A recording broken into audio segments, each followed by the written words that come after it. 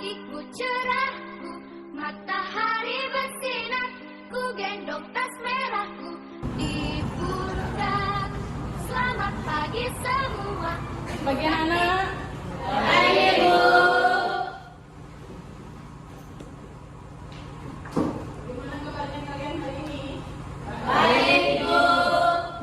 Sebelum kita mulai belajar, mari kita berdoa dan Ibu minta satu orang untuk memimpin kita dalam doa. Ya baik, Ibu serta teman-teman sekalian, sebelum kita mulai dengan aktivitas kita pagi hari ini, marilah kita dalam doa sesuai tema yang kita kasih. Berdoa mulai. Kami berdoa kita sesuai. Terima kasih. Ada yang tidak hadir? Ada Bu. Nama Ibu absen ya. Ya Bu. Antomina, Lisbeth, Hadir Bu. Gerda, Alba, Andra, Melani. Hadir Bu. Gerda saja yang tidak hadir ya. Ya Bu. Oke. Kita akan belajar biologi hari ini. Masih ingatkah kalian materi pelajaran minggu lalu apa? Pertumbuhan dan perkembangan. Ada yang masih ingat pertumbuhan itu apa? Pertumbuhan itu apa? Ada yang masih ingat? Pertumbuhan adalah pertambahan jumlah sel dan pembesaran sel. Oke, kalau perkembangan, ada yang mau jawab perkembangan itu apa? Perkembangan adalah proses perubahan yang menyertai pertumbuhan menuju tingkat kematangan makhluk hidup. Ya, itu adalah pertumbuhan dan perkembangan. Adapun faktor-faktor yang mempengaruhi pertumbuhan dan perkembangan. Kira-kira faktornya apa aja? Faktornya apa aja? Siapa yang mau jawab? Iya, silakan. Faktor-faktor yang mempengaruhi pertumbuhan dan perkembangan ada dua faktor, faktor internal dan faktor eksternal. Faktor internal adalah faktor hormon dan gen. Faktor yang kedua, faktor eksternal adalah nutrisi, air, cahaya, dan lingkungan. Oke, terima kasih. Itu adalah materi kita minggu lalu. Sekarang ini kita akan belajar tentang metabolisme sel yang akan kita pelajari ini pada sub pembahasan enzim. Adapun tujuan pembelajaran kita, kalian bisa lihat di layar.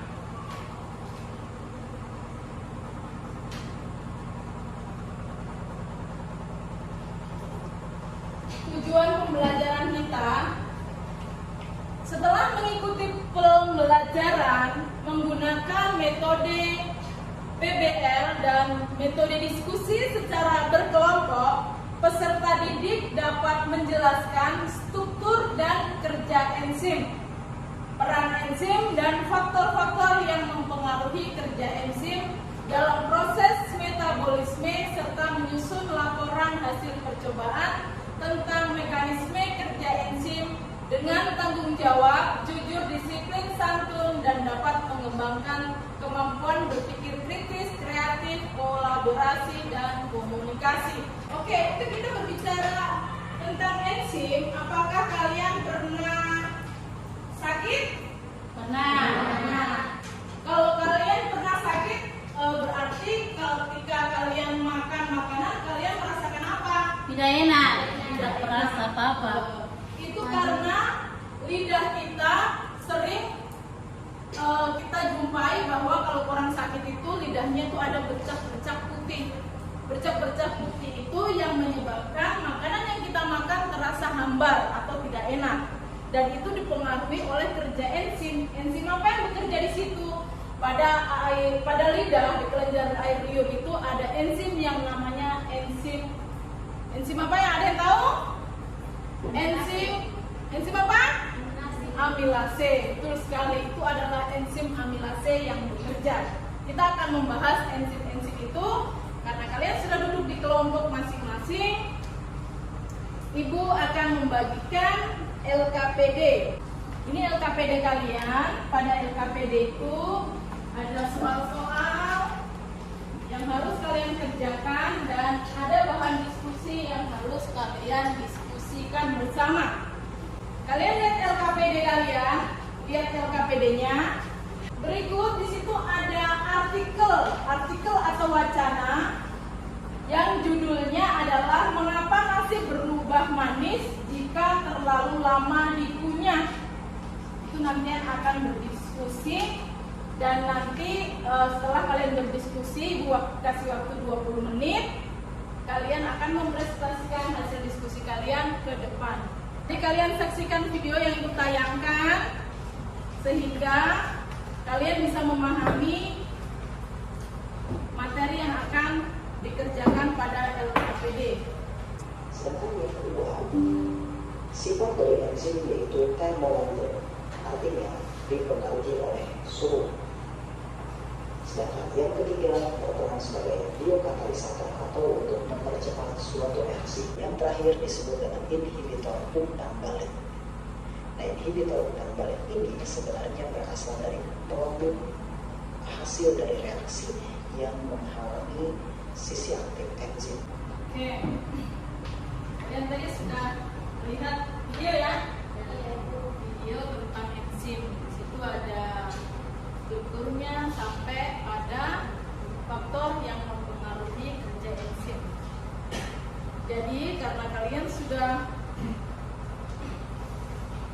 menerima LKPD, tugas kalian adalah kalian mengerjakan soal yang ada di LKPD itu. Lalu kalian berdiskusi, ada wacana itu, ada wacana yang telah ibu bagikan itu. Mengapa nasi berubah manis jika terlalu lama dikunyah? Jadi kalian berdiskusi itu mengapa? Apa sebabnya, enzim apa yang bekerja yang mengakibatkan nasi itu berubah menjadi manis ketika dikunyah terlalu lama? Ibu kasih waktu 25 menit untuk mengerjakan soal dan kalian berdiskusi. Jadi nanti setelah kalian berdiskusi, ketua kelompok akan mempresentasikan hasil diskusi. Silakan dikerjakan.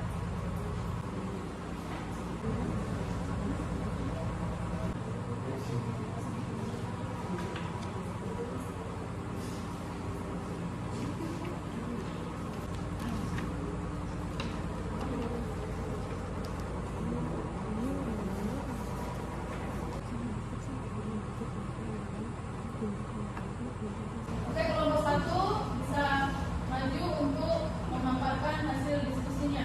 Silakan. Selamat siang Ibu Guru dan teman-teman semua.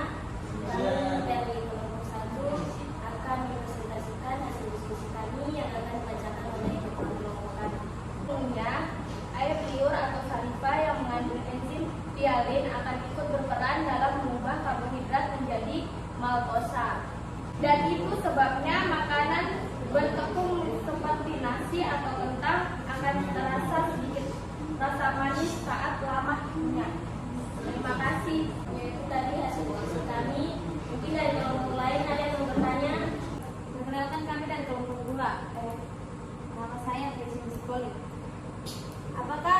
Apakah ada makanan lain yang jika kita punya dalam waktu yang lama rasanya juga sedikit manis? Jadi setiap makanan yang mengandung pati akan terasa agak manis jika dikunyah agak lama. Contoh lainnya seperti kentang.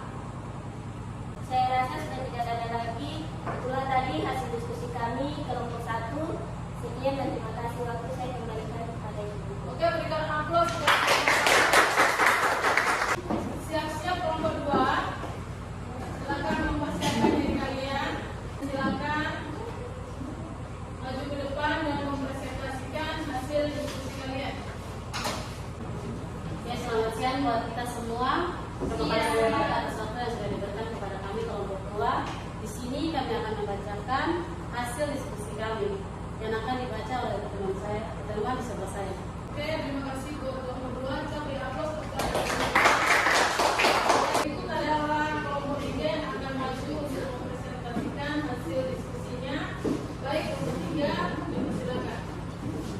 Selamat siang teman-teman serta Ibu Guru. Terima kasih atas waktu yang diberikan kepada kami kelompok 3. Kami akan mempresentasikan hasil diskusi kami. Sebelum itu saya akan memperkenalkan nama saya dan juga teman-teman saya.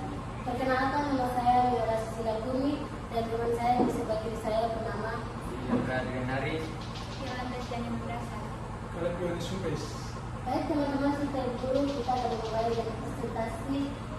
hasil diskusi kami yang akan dibacakan oleh teman Yuliana. Baik, terima kasih atas penjelasan.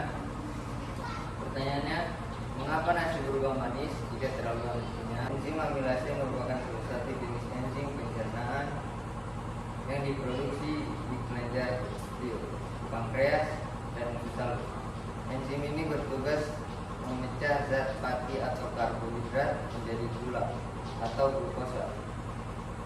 Itu sebabnya makanan bertepung seperti nasi atau kentang akan terasa sedikit rasa manis saat lambung.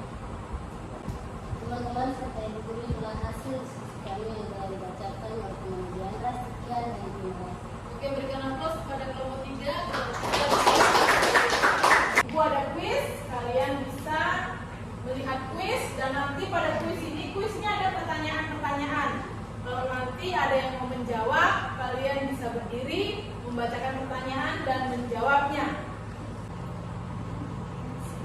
Oke, Desi silakan. Yang bukan merupakan sifat koneksi, yaitu pilih 3 dari jawaban yang tersedia, yaitu saya pilih bersifat labil,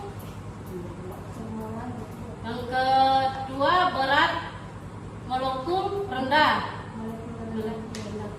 yang ketiga bisa dianggap sebagai substrat kedua. Jawabannya adalah salah. Berarti dari ketiga jawaban kalian ada satu yang salah. Siapa yang mau coba?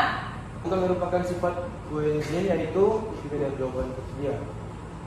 Pertama, 1, senyawa organik yang diperlukan untuk aktivitas suatu enzim tertentu. Kedua, berat molekul rendah. 3, bisa dianggap sebagai substrat kedua. Oke, kita cek jawabannya. Beri aplaus dulu buat Mama.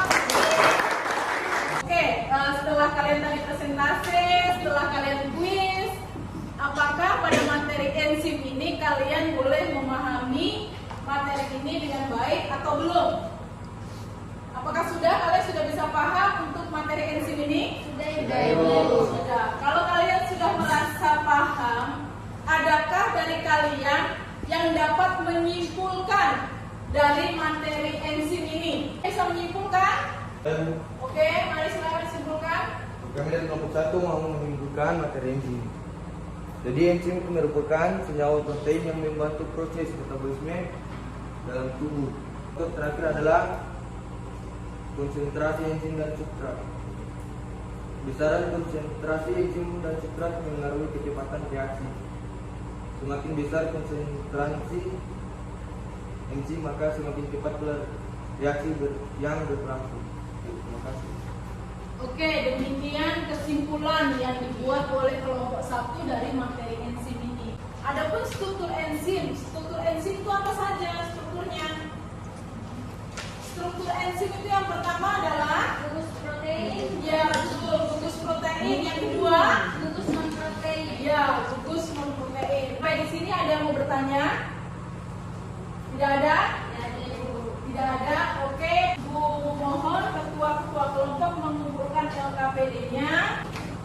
Jangan lupa minggu depan kita akan belajar masih pada metabolisme sel, tetapi dengan suku pembahasan anabolisme dan katabolisme. Silakan ketua-ketua kelompok mengumpulkan LKPD-nya.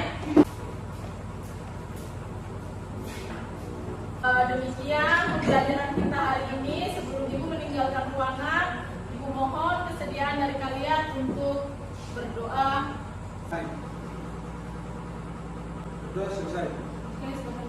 Oke, demikian teman kita di hari ini.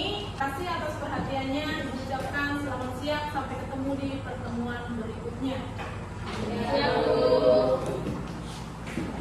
Guruku tersayang, guru tercinta, tanpamu apa jadinya aku? Apa jadinya?